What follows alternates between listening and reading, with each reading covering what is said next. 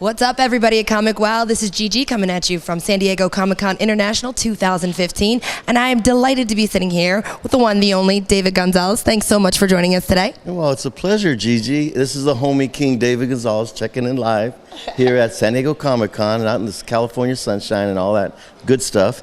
So yeah, I'd like to. She wanted to know a little bit about the homies, so I'll tell you what. It's been a lifelong journey with me. I started in the mid '70s, drawing my homies, doing my little underground cartoon strips. They were really raw and edgy, but by today's standard, it's probably tame.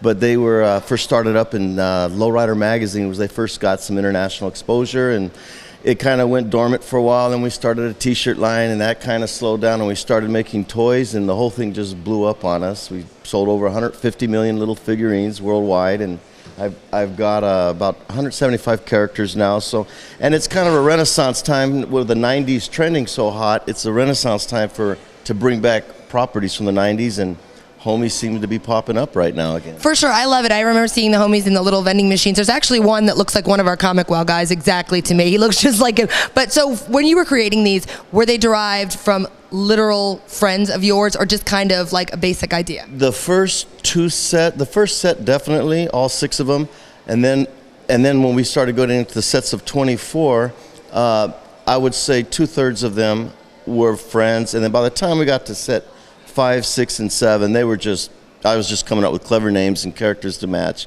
I mean, what was that like for your friends that you designed them after? Were they like flattered? Did they feel like, oh my God, this is super cool? Or like, hey, wait a minute, is that what you think I look like? Well, a lot of them didn't know. They didn't know I was just doing it, and they said, hey, is that Sir Lurch from Richmond? Is that 8-Ball? 8-Ball's me, right? And it's like, so it's not like a thing where here's my lawyer, here's my agent, we want our cut. It was just a community thing, and it was fun. They feel they can live forever as a homie, and that's like makes their day. And but not a lot of them were like. In other words, a character's look could be like one person, but I write him a different backstory. They all have backstories, so no one actually mirrors the life of a real existing person. Now, the other avenue that you've done is the David Gonzales Angels. That's the shirts, right? DGA, David Gonzales Art, is an airbrushy, urban, tattoo-driven t-shirt line that's really blowing up for us. We're probably one of the hottest lines coming out of LA now, and that is a lot of the stuff you see, the tattooed, the skulls, the bulldogs, the whatever. So that's doing real good, and it's been a nice change of scenery for me, because during that period, homies lay dormant until I got involved with Surge Licensing, and they say, hey, it's the time to put this thing out there again.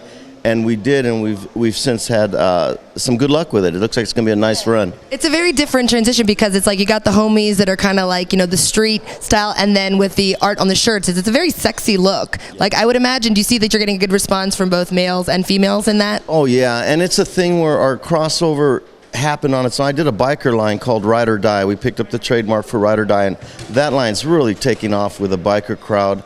We're already established with the lowrider crowd. Now we have all the tattoo aficionados, and that industry loves my work. So it's kind of it's a cool space to be in. And I haven't, I go to these tattoo expos, and I'm the only guy there that's not sleeved out and covered with tats, and they're like, I hope you ain't fronting, because you ain't gonna sell nothing here. And then they find out I'm the homie guy, and they say, oh man, all the immediate credibility. Yeah, it gives me street cred wherever I go. I just tell them I'm afraid of needles. Now, can you let all of the fans of ComicWow know where they can find out more? Obviously, you have DavidGonzalesArt.com is your website, right? Yeah, DGATees.com or DavidGonzalesArt.com, and then also with homies, just keep track of what we're doing. It's thehomieshop.com. The homies, and then shop.com. So, and that's in stages. That'll be up in about a week or so, and then. And are you on any social media, Twitter or Facebook or anything? You want to Instagram us it's fairly, let's see, we just switched it over to homies_artist, because people are having trouble finding me, so they look for, I want to find that homies artist. Hey, there he is, homies artist. And on Facebook, it's Facebook.com/the homie shop again. So Awesome. Well, thank you so much for taking the time, David. And everybody, check out the homies and DGA as well. Yeah, and by the way, you have a perfect name for an interviewer, Gigi. I don't even have to name you. I might pattern. Can I be a homie? No, you get to live forever in the audio. You know.